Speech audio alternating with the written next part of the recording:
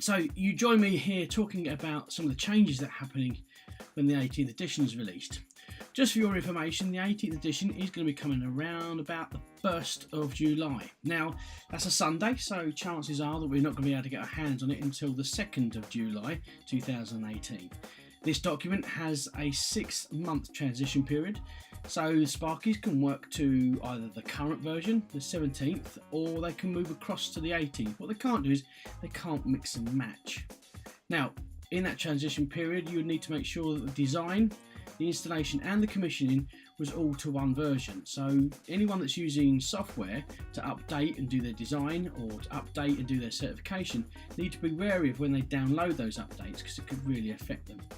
Looking at some of the major changes and when they're coming in, it's coming in on the 1st of January 2019. However, I said they can work to it before if they want to for the first 6 months. So some of the major changes in part 1, you can see a major change there is around the moving away from the regulations. You normally put a departure number.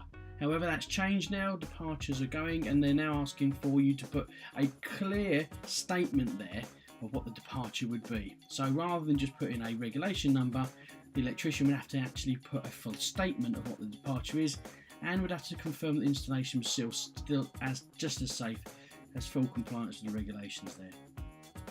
Another couple of changes that are happening that we're going to see moving into part 2, lots of new definitions, lots more clarification on some of the words being used in the regulations. And into part 3, very, very minor changes at all, but it's part 4 where there are loads. Part 4 and 5, lots and lots and lots of changes. There's going to be the requirement for RCD protection to socket outlets now up to 32 amps. So 32 amp socket outlets all the way down, anything there needs to be protected with a 30 milliamp RCD. There is the option for the contractor not to put an RCD on this one, but they must complete a risk assessment, and they can't do this domestically. So domestically, every single socket outlet now has to be on an RCD. There is something in here regarding over voltages as well. Over voltages are controlled with surge protection devices. So in this section here, it gives us the opportunity to look at what we should be doing against over voltages. Now that's two types of over voltages. One's from atmospheric conditions and the other is from man-made events, which is switching of high inductive loads. So in this section it tells you how to look for them, and then it refers you to a section in part 5 where it then tells you what class of equipment you've got to install to protect against those over voltages. So moving into part 5 and looking here at some of the other requirements, it's saying here that we have to look for SPDs, a lot more of them, if there is a consequence of over voltages to some of the building activities that are going on, some of the business activities that are happening, any consequences to public life or services for the public as well, we would have to look to install SPDs. We are going to see an awful lot more contractors fitting SPDs.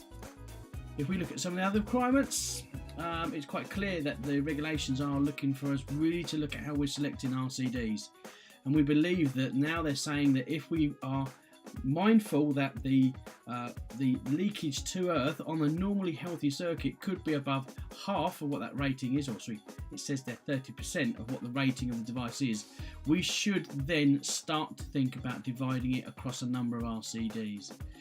We think this is going to mean a number of contractors are choosing to move away from split dual RCD boards and then start to install RCBOs. So it's just a heads up there that this is coming in, and it is going to be something that contractors do look after an awful lot. Moving into part 6, part 6 has got some very, very quick understanding there around certification. Unfortunately, it does mean that there are going to be changes to the reports and forms that we use, and it does mean that contractors are going to need to get new pads or to get new software that has got the latest version of the model forms on there.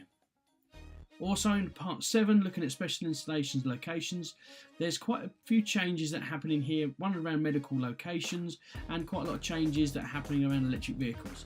Electric vehicles is really big at the moment, and there's a lot of grants out there for contractors, so it's mindful that section 722, looking after that, is really looked at by an electrician, especially regarding how they can or how they can't connect to a PME system back at the origin of an electrical installation.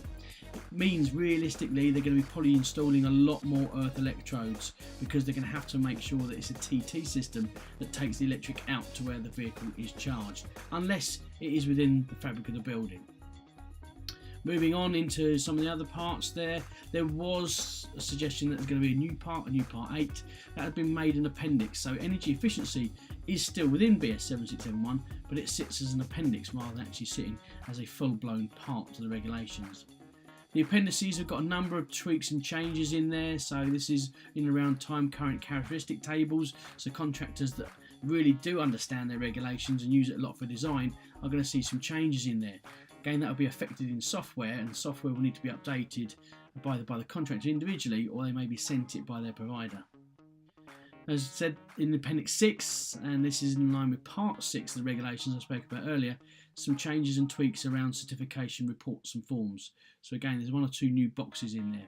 One of the new boxes that has been suggested in there is that we must be taking account of manufacturers' instructions when it looks at selecting equipment. So this is where we're selecting one manufacturer's device to fit in a different manufacturer's enclosure. They're basically saying, unless the manufacturer clearly states it in their information, that we shouldn't be doing this, not giving us the opportunity to mix and match.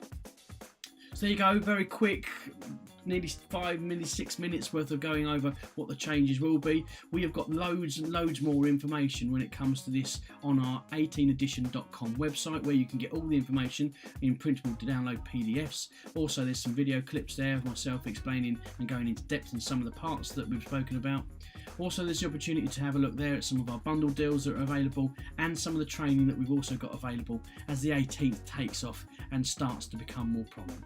So thank you very much for listening.